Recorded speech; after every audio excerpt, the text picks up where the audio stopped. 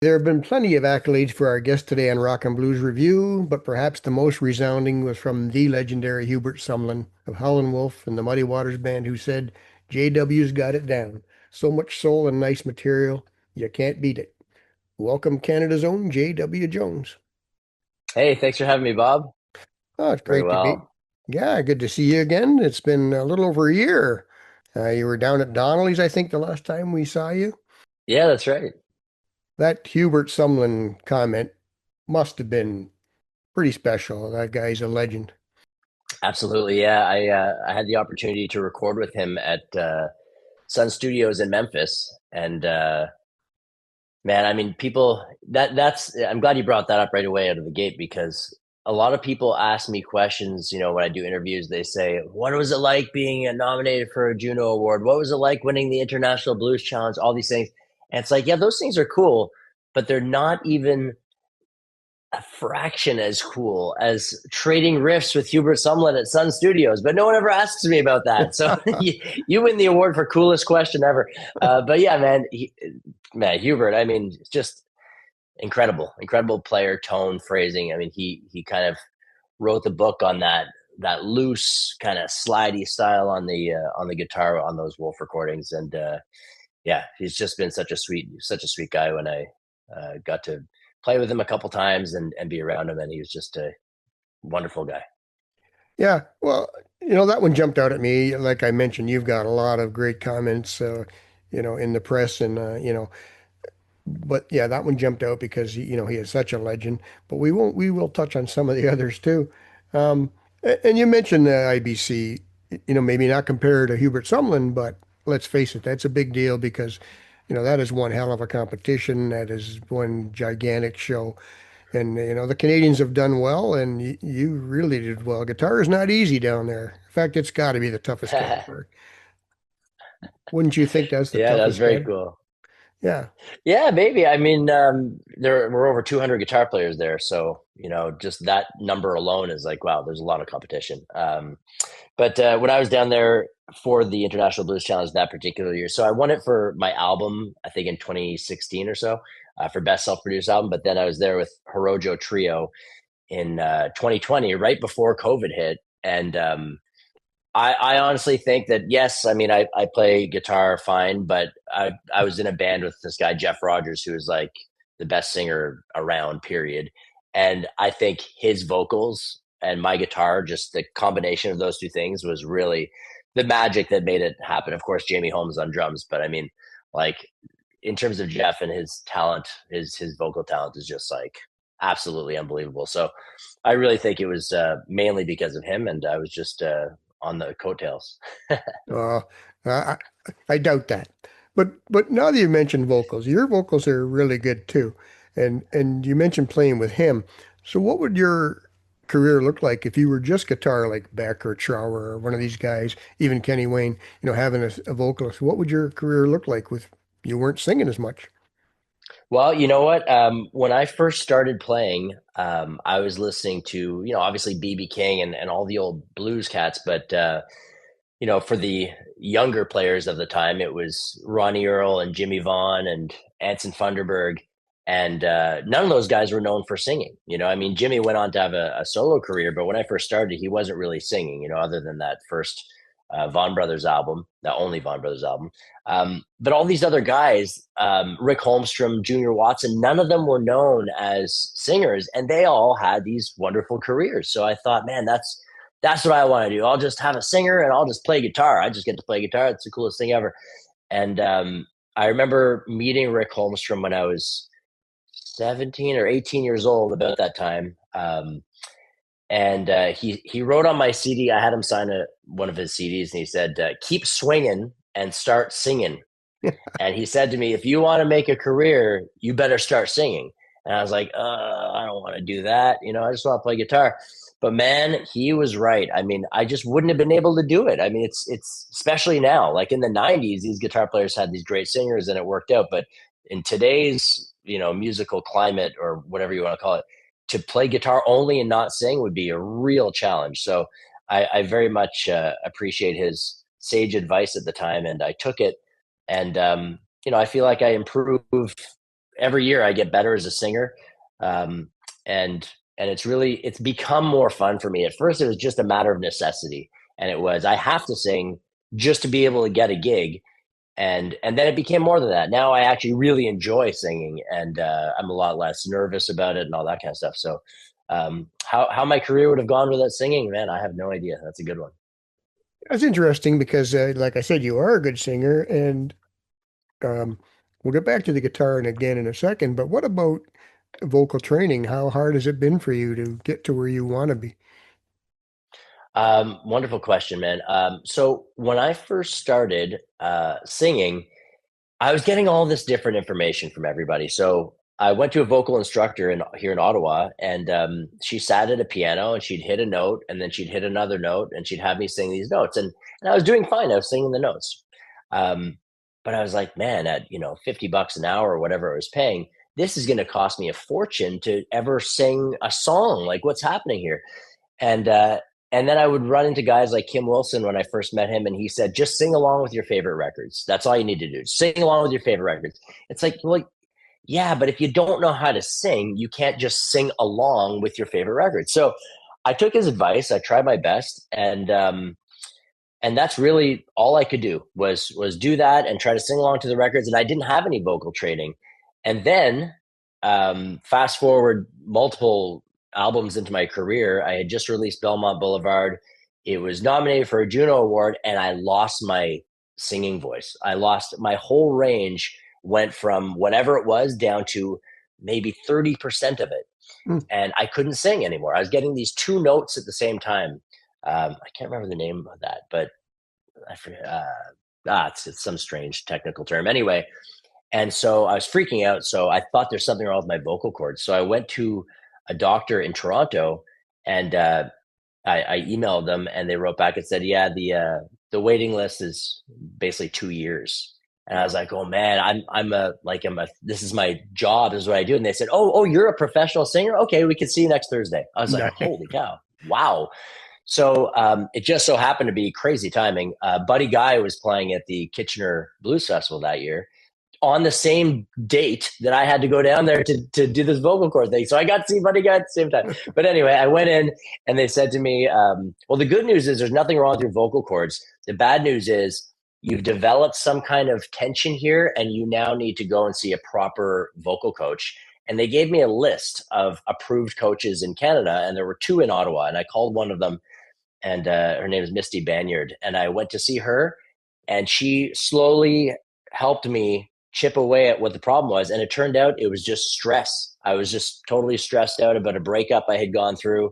And so my vocal range went to nothing. Well, the good part about all of this is that when I got with Misty and she was teaching me how to use my instrument properly, that's when I really saw great results, and my range just expanded so much from there. And then I started to understand how to use the instrument and how to keep the instrument healthy, and to not strain and all these kinds of things. So that was a really, really big step for me in terms of getting to where I am today, which is 10, 12 years later.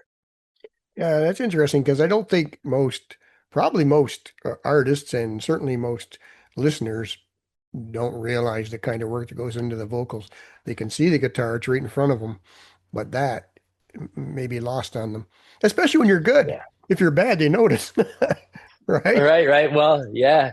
Connecting with your body as a vocalist is really challenging. I mean, I remember very vividly spending at least 2 hours a night practicing after seeing that, after starting with that vocal coach.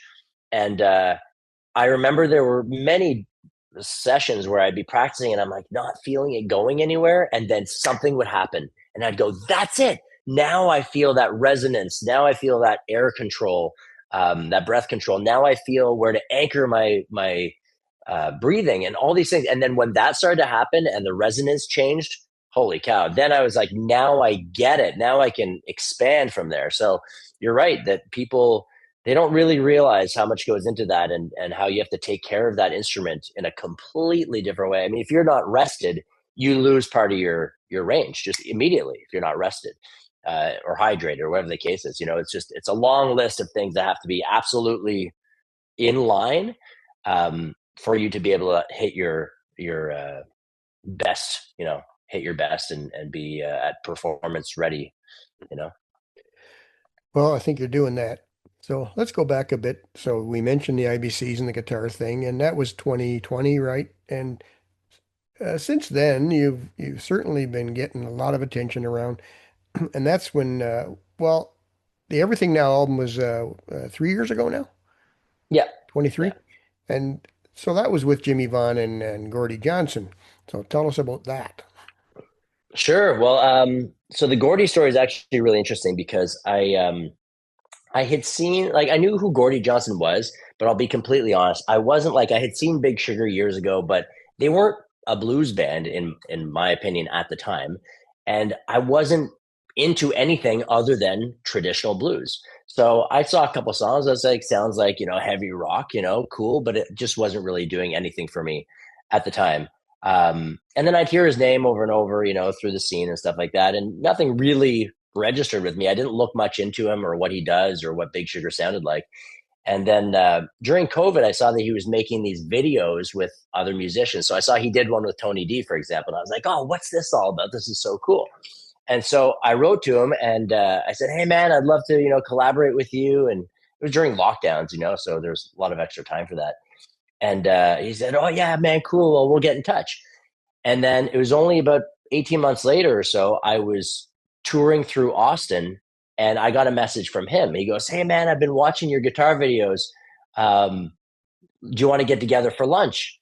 I was like, holy shit. Okay, this is like Canadian music royalty, And I'm like, oh, yeah, sure, man. And then so I spent the next like 24 hours researching Gordie Johnson, Big Sugar, what's going on here. I had no idea. So when I met him, I went in like not like a super fan or anything like that. I just went in. It was like just this musician that was obviously well accomplished. But what I didn't know is just how deeply talented he is. Like that's where my mind was blown. I went to his house. He showed me a studio. He's like, "This is a song I was working on this morning," and he presses play. And I'm like, "Oh my god, what is this?" And he said, "Every day I just come to the studio. I start in the morning and I work until dinner time and I just create like a new song every day." And I was like, that is insane, man. Like, how do you have that much um, energy and creativity to just do that, so frequently? And in that moment is when I was like, I got to work with this guy. That was the moment for me. I was like, he's so dedicated to the craft. He's not some rock star that's just like, yeah, I've done everything I need to do, and he's laying back. No, he's creating. He's actually truly an artist at heart, and and that was the moment for me. So we started talking about it, and then I guess it was only, I don't know, less than a year later, I was down there at his studio in Austin, and I had all these songs ready, and we co-wrote a bunch of songs together. And then, pardon my blabbing here, I'm going on forever, but No, that's what we want. all right. Well, then one night we went down to see Jimmy Vaughn at Seaboys, and it's like a small club, it's a very small club. And Jimmy recognized me. We had, talked over the years, and he gave me his phone number one time. He's like, "Yeah, text me anytime, whatever." And his text messages are like, 6 or 7 words at a time max, and so sometimes less. Um, anyway, so he recognized me and came up. He said, "What are you doing here?" And I said, "Oh, I'm making a record at Gordy's place." Now they just happened to live within, I don't know, 15 minutes of each other, something like that, 10 minutes. And then Gordy leans in and goes, "Hey Jimmy, we'd love it if you'd come and play some guitar on J Dub's record." And he goes, "All right, well, call me tomorrow." Okay. So the next day we call him up and he said, "Yeah, I'm in the area. Can I do it tonight?" Or like, "Yeah, you're Jimmy Vaughn. You can do whatever you want." So um, problem was we didn't have a song ready. We didn't think this was happening. We had no idea, So boy, did we get to work that afternoon. Right away, we started on it. And I thought, well, if I'm going to record with Jimmy, I want it to be something that's up his alley. I don't want to put him on something that's more contemporary. And, that could be cool too. But I want to hear Jimmy playing the way Jimmy plays. I just want him to feel it comfortable. So we wrote this tune, just a shuffle in F, and wrote the whole thing, and then had Jimmy come over. And man, he just came over with a Strat on his back, sat down. We plugged him into whatever it was, a Super Reverb or something like that, And I had my Les Paul, and he had a Strat, and we are outdoors because Gordy's studio is actually outdoors, and there's like a big deck, and then the control room is, you can close it up and if you want to be in there. But we're just sitting outside in the middle of the evening, Austin, Texas, August, beautiful weather. Jimmy Vaughn's telling us about snakes, and we're talking about the Five Royales, and we're talking about all this cool stuff. And we just sat there, man, and we just went back and forth and recorded this tune. He played rhythm on the whole song. I played rhythm, and then we just traded riffs. He played the solo, and then we traded riffs out at the end of the song.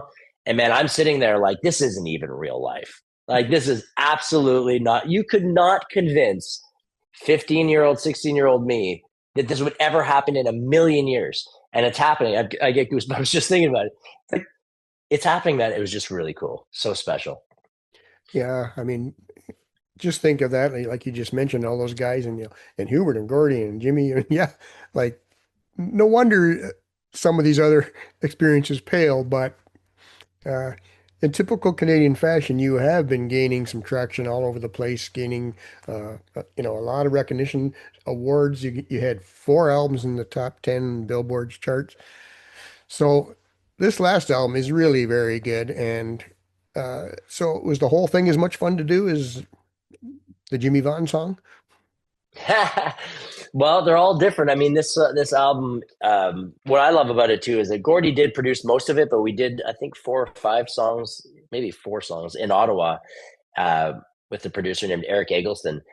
And I love those songs just as much as the Gordy ones because they're all so different. And I mean, you listen to some of these songs, they're like pretty out there in terms of like the contemporary side of them, and I love that too. I mean, I like writing music that is not just specifically blues from 1958 or whatever the case may be. I did that. I did that earlier on in my career. I was totally into getting those sounds.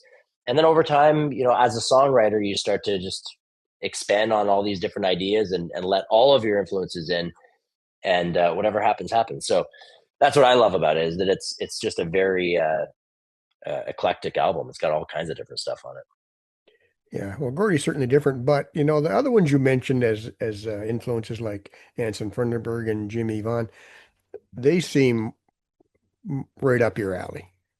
Would you say they're the strongest influences, that kind of Oh guitar? yeah, absolutely. Well, in terms of blues guitar playing, yeah, I mean, my list is like BB King is number one, Jimmy Vaughn, all everybody after that is, it's Buddy Guy and Hubert and Anson Funderburg and Ronnie Earl and Yeah, Albert Collins, Albert King, Freddie King, all the guys, Lightning Hopkins. The list just goes on forever. But that is how I identify as a guitar player. Like, all of that stuff comes out of me. Um, but I don't feel like my guitar playing just changes from album to album, whereas I feel like my songwriting kind of does. And that's the difference, is I'm anchored with all the guitar stuff because I can't do anything else. So if people are like, well, now play like an AC/DC solo, I don't know what that sounds like. I don't know how to do that. Or play, over these rock changes. That's just not me. I don't know how to do it. I started with blues, and that's just what I've always done. But I do love the idea of having like more contemporary chord changes, and then playing the kind of traditional blues guitar that I play over top of it. yeah. No, and I can hear it. It fits. You're technically proficient. You got a really nice sound, super clean, just like most of those guys you mentioned. And Yeah. they're not, they're rock guys. Not that there's anything wrong with that, but you know, it, your guitar playing stands out alone. It's not being lumped together with a lot of percussion, a lot of background noise or whatever. I mean, it's clean, it's clear, it's right at the front. Oh, thank you, man. Yeah, I mean, that is something I really try to go for. And also, I teach a little bit on the side too, but I only teach people who are like really serious. So I only have a couple students. But when I see younger players coming up, I wish I would hear these guys really studying the early blues stuff so that you could hear the lineage. That's what I think is starting to get missing from the blues guitar world. And I'm saying blues guitar. I'm not saying guitar players who play blues rock. I'm saying blues guitar. The lineage is starting to get lost because, yeah, they can play all the scales and they can do all the stuff. And don't get me wrong, they can be great players. They can create some beautiful solos. They can do all that. They can make a crowd go crazy. Cool. That's all awesome. Not taking anything away from them. But what we're missing here is the lineage. There are so many young players now where you cannot determine the lineage of, oh, that comes from this or that comes from that. And it's not because they're so original that they don't need it. It's that I feel like there's something missing there. And that's something I'm trying to get the younger players to think about. You gotta know all that stuff. Learn the rules and then break the rules. But if you never learn them in the first place, there's a depth that I feel like is missing, and that's something that I think is really important to me in terms of they talk about keeping the blues alive, so to speak. I know some purists hate that term, but that is something I think is really important is to make sure the fabric of where all this stuff comes from is still somewhat intact. Right. And I like a lot of the stuff, you kind of alluded to there too. I mean, don't get me wrong. But with you, it's those connections you mentioned and those players you mentioned. I mean, it's solid, and there you are. And there's another quote that I love from Charlie Musselwhite, who said J.W. Jones is one of the best guitar players I've heard in a long time. His band is doing great tunes and cool arrangements, and I love listening to them. They play with taste and fire at the same time. Again, Charlie Musselwhite, come on. Yeah, that's pretty cool, man. Yeah, he's I saw him. That quote comes from him seeing us in, oh my God, 2004 or six or something like that, around then in Kingston. And it was really cool because we played a show at the Limestone City Blues Festival, and we came off stage, and Charlie was just saying, "Man, I heard you playing. I just love all that stuff." And I was like, "Really? Like what? You're Charlie Musselwhite. This is crazy. He's played with everybody." And so for him to be that enthusiastic was such a feather in the cap kind of thing. And really, those moments, I mean, some people take them as, it might make them cocky or something, but for me, it honestly gave me the wings that I needed to get to the next level. Because when you have that kind of support, it pushes you forward, and then you have to honor that, and you have to um, you know move forward with the respect that they gave you. You know what I mean? And have that at the forefront, because without these guys giving you that influence, what do you have? You gotta pay respect to the music. Right. And that's one of the other things I think when you said some of the stuff is missing, the fact that Charlie Musselwhite, and Hubert Sumlin and Gordy and Tinsley Ellis, these guys, they actually listen to other people. And you mentioned only having a handful of students, but again, that's par for the course, right? That's the group that's actually working on it. Yeah, exactly. Yeah. Let's just go back for a second here. There's too many accolades. Kim Wilson mentioned you and Chuck Leavell. And it's interesting about Chuck because Colin Linden and Tinsley Ellis both mentioned him. And he's one of those guys too that's kind of in the background but helping everybody else be better. Yeah. Yeah, absolutely. I met him. This sounds like I'm bragging, but I was backstage at a Stones concert. it's, that it's one of the backstages. It's not the one where you're actually rubbing shoulders with Mick and Keith. So let me make that super clear. Um, there are like levels to the backstages when you get to the Rolling Stones status. It's not just general backstage. It's like this area for these people and this other area for people they actually know, etc. Anyway, Chuck came out. And I got to speak with him, and it was really cool because he had worked with Dick Cooper and the Cooper brothers from here in Ottawa. And so when I mentioned them, he was automatically just like, "Oh, cool," blah blah. And I handed him a CD with some songs that I had written with Dick Cooper, and then we got in touch after that. We were emailing back and forth, and I wanted to get him on my live record, but he wasn't available at the time. And he's just been, yeah, he's another one of those guys. He replies to emails like the same day. It's like, you're Chuck Leavell. How do you have time for this Canadian kid? Or at the time I was a Canadian kid. Um, now I'm just an older Canadian. But anyway, so yeah, very cool that guys like that are so supportive and actively supportive. Yeah. No, and I think yeah, he does get back, but I think he's one of those guys, Bob Margolin's the same way. He gets back to you Yeah, right away, and he knows everybody, but he's so involved every day. yeah. I guess he can afford to at his stage in his career kind of sit back a bit. Yeah, yeah, absolutely. But what about the touring? How hard is it? How long do you think you can keep doing it? That's a good question. Well, I'm 45 years old now. I'll be 46 in July, and the only thing I can tell you is that there are things that happen now to my body that do not did not happen 5 or 6 or 8 years ago. I'm driving home from this last tour in Florida for 2 days straight. We drove from Florida, and I'm getting this like pain in the side of my hip, and I'm like, what is that now? Like that is not a thing I've ever had. Why is that doing that?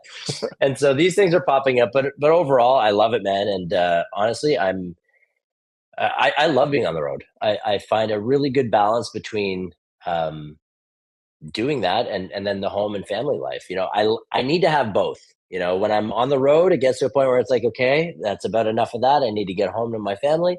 And then when I'm home with the family, there's a point where it's like, that's about enough of that. I need to get back on the road. So it's a really good balance. And I love it. I'll be doing it as long as I'm physically able and the gigs are there, I'm in, man. But it's when one opportunity kind of closes down, you hear these festivals and these clubs that are go out of business or whatever. Something else usually pops up, and you gotta always be on the hunt for the next thing. And one thing that's really kept us going in the last, I don't know, 3 4 years is house concerts. So now it used to be you'd play Friday, Saturday, maybe a Sunday if you're lucky, and then what are you doing on Monday, Tuesday, Wednesday?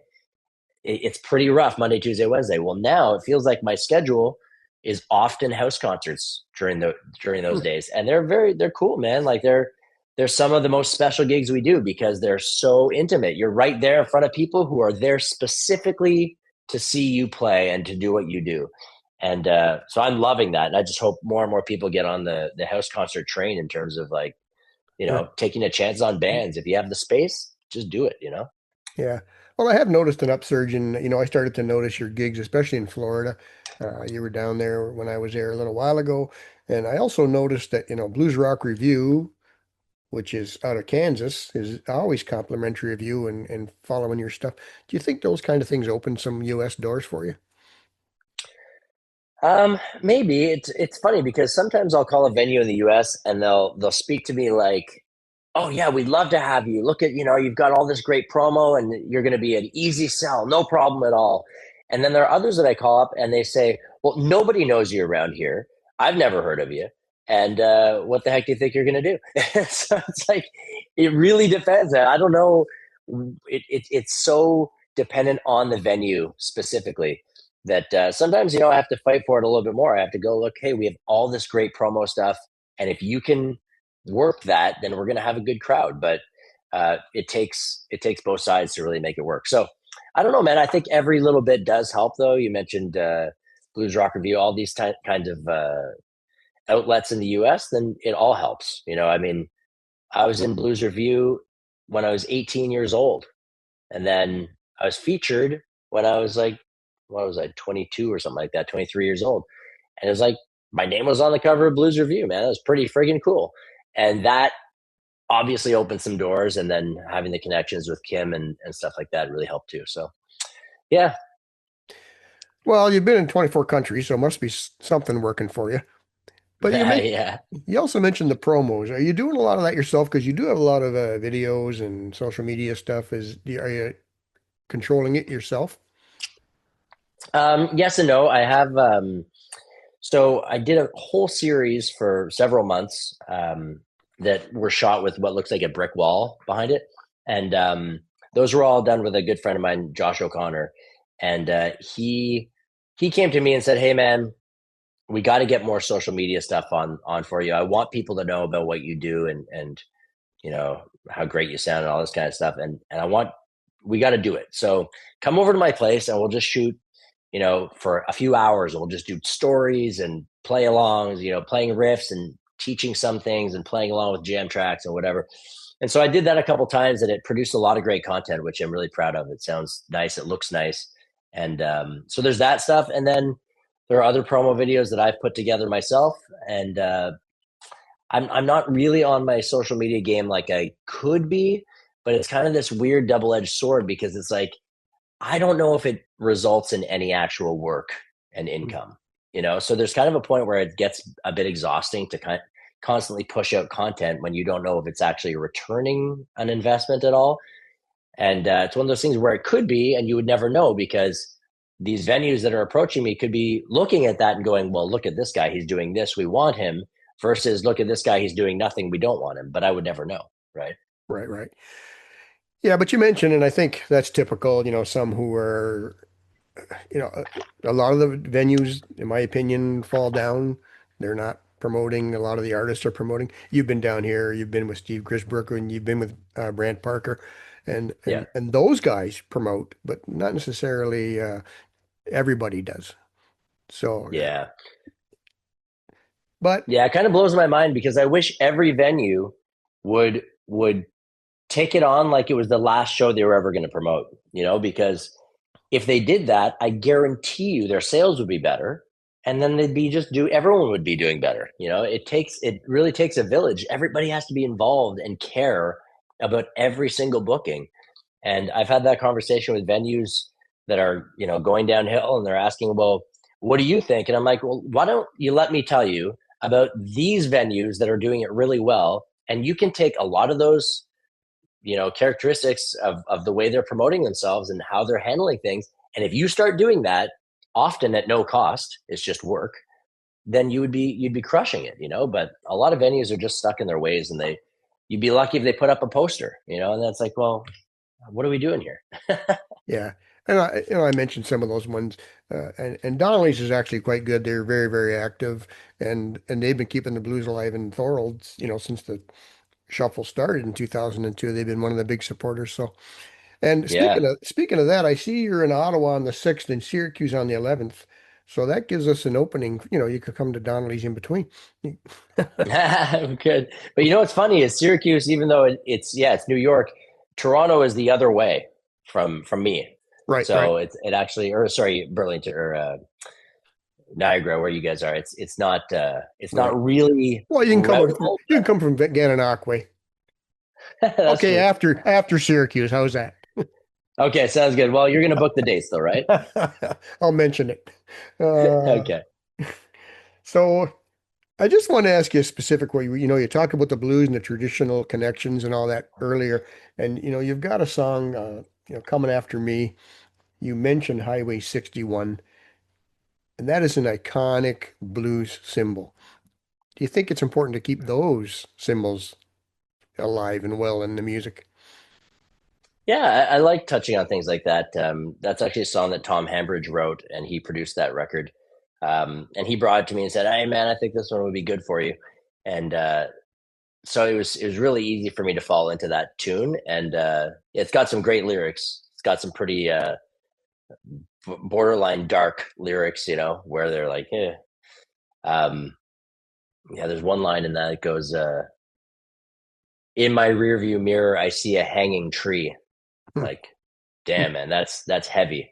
I don't think I even should be allowed to sing a line like that because it's so heavy. Yeah. But Well, anyway, but great lyrics in that, and yeah, I think all the blues culture stuff is so important and needs to be talked about more. I mean, what I think gets missed now because we have such huge stars in blues like Joe Bonamassa, for example, um, is that a lot of people forget that it's black culture. Like all this music comes from black people. This does not come from Stevie Ray Vaughan. Like, he helped, but right, it's not Stevie Ray Vaughan, Jeff Beck, and right. Jimmy Page and whoever else. It's this stuff is BB King and Jimmy Reed and all those guys that wrote the book, Eddie Taylor, they wrote the book on what we play.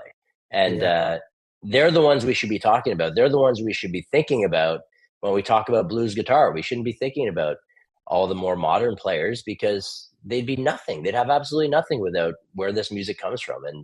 And the young players today, I mean, ask them a characteristic of Eddie Taylor's guitar playing, and I bet you they couldn't tell you in no, in most cases, you know.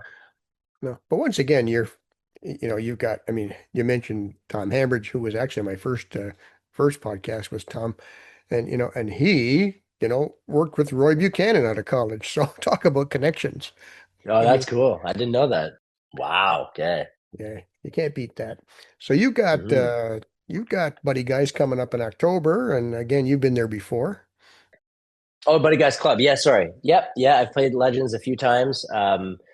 Almost every time he sat in with the band. So I've played with him like 5 times there, and then I sat in with his band a couple times, 3 times in Ottawa.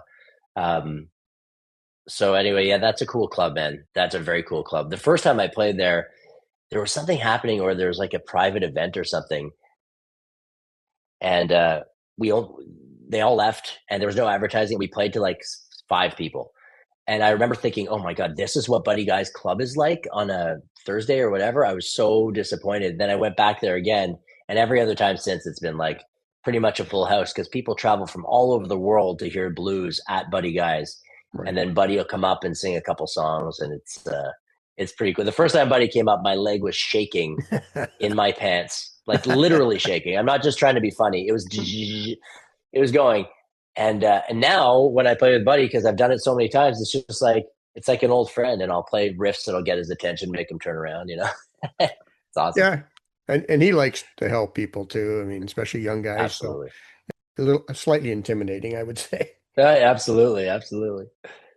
All right. So we're almost out of time here. So is there anything you'd like to let us know that's coming up? Something you want to tackle in the near future? Oh man, I mean, I'm in the very, very early stages of writing another record, so that could take a year or two. I don't know. I'm not rushing it. I just really want to do it right, and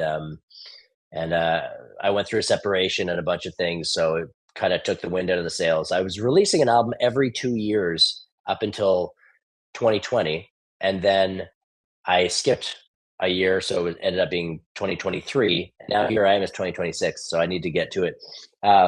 But Yeah, man, just hopefully people will check us out on the socials, JW Jones Blues, and get on my website, jw-jones.com, join the email list on there, and then they'll know when we're traveling around. We've got another huge tour coming up this fall. It'll be 6 weeks, starting in Chicago, like you mentioned, and then we'll be working up through Western Canada, down through California, and then flying over to Europe for, I don't know, 5 or 6 festivals, and then coming back to Canada and going back to California and Texas and all that kind of stuff, and then making our way home. So there's lots going on. Yeah. Well, good luck with that. And I will recommend Everything Now. Great album. And as I mentioned, maybe we'll see you down this way too, in between somewhere along the road. I hope so. We'll, Thanks so we'll much, have to Bob. we'll have Appreciate to it, put man. some feelers out locally. Absolutely. Let's do it. All right. Thank you again. Appreciate your time and all the best to you. Thank you, brother. Appreciate it, man. Take care. All right. Talk to you soon.